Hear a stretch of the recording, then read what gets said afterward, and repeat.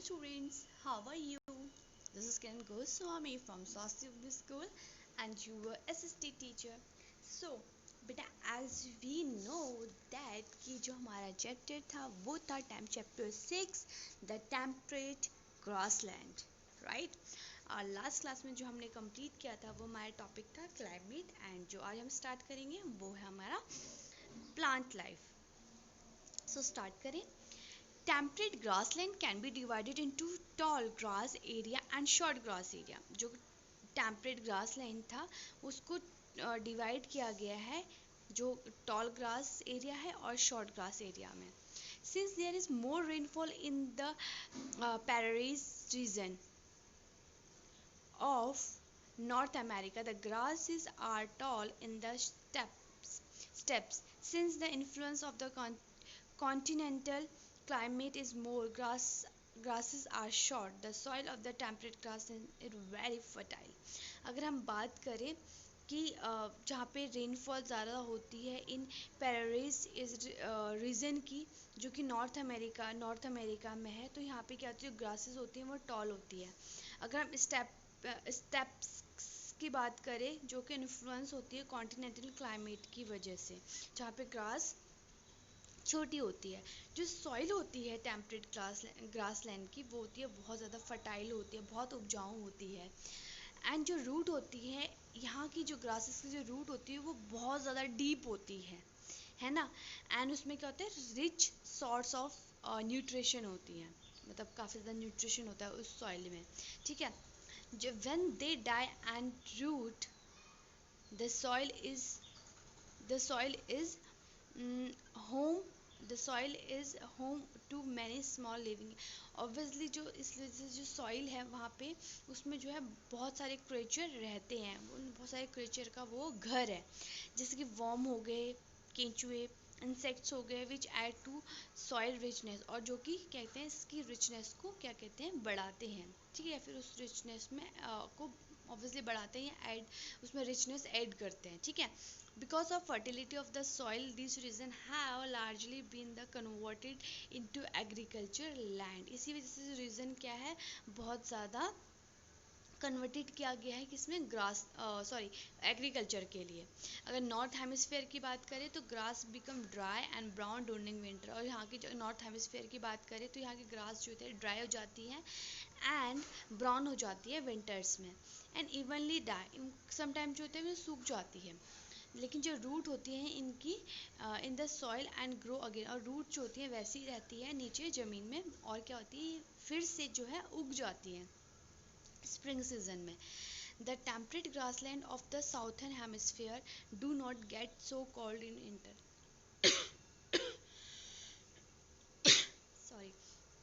जो temperate grassland होती है साउथर्न हेमिस्फीयर की वो ठंडी, do not get so cold, ठंडी नहीं होती है कब, विंटर्स में। सॉरी बेटा, थोड़ा थॉट में दिक्कत है। The grass remain green and alive through out the year, और यहाँ पे क्या होती है, जो ग्रास होती है वो हरी रहती है पूरे साल, ठीक है। फिर अब यहाँ की एनिमल लाइफ, ये तो हमने पढ़ लिया था, यहाँ पे प्लांट लाइफ कैसी होती है यहाँ की। अब एनिमल लाइफ के बारे में पढ़ेंगे। टेम्परेट जो ग्रासलैंड होते हैं यहाँ पे होम है variety of rodents like rat, hare, rabbit and prairie dog and hamster. ये सारे जो है यहाँ पे इनका घर है, क्योंकि मिट्टी में ये लोग अपना घर बनाते हैं, है ना। रेड भी है उसके वो बना के अपना होल बना के उसमें खोद के मिट्टी को उसमें बनाता है, रैबिट भी ऐसे ही करता है ना। सम ऑफ जैसे बड़े एनिमल्स में अगर हम बात करें तो यहाँ पे नॉर्थर्न हेमिस्फीयर में वो है आपके bison, ग्रेजली, beer.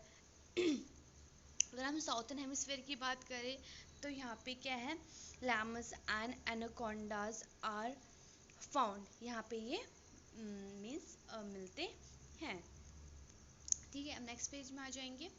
Animals such as, जैसे कि एनिमल्स हो गए deer, antelope, lion, cheetah, leopard, elephant, giraffe and hippopotamus are found in the veld area. जो ये है यहाँ पे वेल्ड एरिया में ये क्या होते हैं, पाए जाते हैं। Australia grassland are home of, जो ऑस्ट्रेलिया का जो ग्रासलैंड है वो घर है कंगारूज का, वेल्बीज का एंड कोलर्स का। Many many migratory birds are also found, such as swallow. Many small animals of this region, such as squirrel and the haddios, hibernate in winters। और ये जो है मतलब यहाँ पे ये भी पाए जाते हैं इस रीजन में, ठीक है। एंड बेटा आगे इससे आपको एक मैं होमवर्क दूंगी, जो एनिमल लाइफ जितने भी एनिमल्स इसमें लिखे हुए हैं आप सबको इसकी पिक्चर जो है अपनी कॉपी में पेस्ट करनी है। जैसे आपकी कॉपीज़ है, अगर टू साइड लाइंस वाली है तो दैट्स फाइन, एक पिक्चर पेस्ट करो देन उसका नाम लिखो। अगर आपकी एक साइड प्लेन शीट है और एक साइड लाइंस वाली है तो जहाँ पे प्लेन शीट है आपके वहाँ पिक्चर्स ड्रॉ करो, और लाइंस जहाँ पे है वहाँ पे उनके नाम्स लिखो एनिमल्स के, ठीक है बेटा। अब यहाँ की ह्यूमन लाइफ के बारे में पढ़ेंगे। वेरियस टाइप्स ऑफ एक्टिविटी, यहाँ पे कई सारी एक्टिविटीज़ होती हैं carried out in grass region में। जो यहाँ का ग्रास लैंड होता है यहाँ पे ये सुटेबल क्लाइमेट है एंड फर्टिलिटी, जिसमें हमको पता है सॉइल में फर्टिलिटी होती है, और ग्रोथ ऑफ ग्रासेस लाइक जैसे कि इसमें होते हैं wheat, maize. In the prairies of North America crop such as wheat, barley, rye, flax and oat are, यहाँ पे ये सारी चीज़ें क्या होती है ग्रो की जाती हैं। इनफैक्ट पेरी जो है वो बिगेस्ट वीट प्रोड्यूसिंग एरिया है। जो यहाँ पे अगर बात करें तो ये वीट प्रोड्यूसिंग एरिया है बहुत ज़्यादा world. And USA export the surplus wheat to other countries, और यूएसए जो है एक्सपोर्ट भी करता है। As a result they are also known as the granary of the world, granary of world के उसमें इसको जाना जाता है। The cultivation is carried out the extensively in the machinized fashions here. Machines called the combine harvesters are used to harvest the crop. Combined जो harvester होता है, तो यहाँ पे पिक्चर भी आपकी बनी हुई है। ये क्या होता है, यूज़ होता है हार्वेस्ट करने के लिए क्रॉप्स को। Wheat is also grown in Russia, जो वीट है वो क्या होता है रशिया में उसको ग्रो किया जाता है। कनाडा एंड ऑस्ट्रेलिया, मतलब कनाडा में भी होते हैं ऑस्ट्रेलिया में भी होते हैं। Huge storage bins called silos are commonly used for bulk storage of grain. यहाँ पे क्या होता है ह्यूज स्टोरेज बीन होते हैं, जहाँ पे क्या कहते हैं इसको, मतलब जो क्रॉप्स होती है, जो ग्रेन्स होती हैं, इनको क्या किया यहाँ पे रखा जाता है। इसको हम क्या बोलते हैं सेल्स बोलते हैं। यहाँ पे देखो आपको पिक्चर्स भी दिख रही होगी, आपके यहाँ पे राइट साइड पे पिक्चर भी ड्रॉ कर रखी है, ठीक है।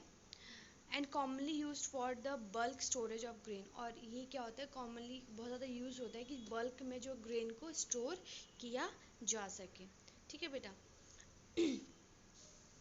यहाँ तक आपको समझ में आ गया होगा। बाकी जो आगे का है ये हम नेक्स्ट क्लास में आपको पढ़ाऊंगी, नेक्स्ट क्लास में पढ़ेंगे। नेक्स्ट क्लास में आपका ये पूरा चैप्टर ही कंप्लीट करवा दूंगी, ठीक है। एंड उससे पहले आपको मैं होमवर्क मैंने आपको दे दिया है, जितने मैंने आपको एनिमल्स के नाम बताए इनको आपको पेस्ट करना है, इनके नाम आपको मतलब कॉपीज़ में आपको मेंशन करना है, ठीक है बेटा। तो फिर मिलते हैं, bye, take care, see you in next class.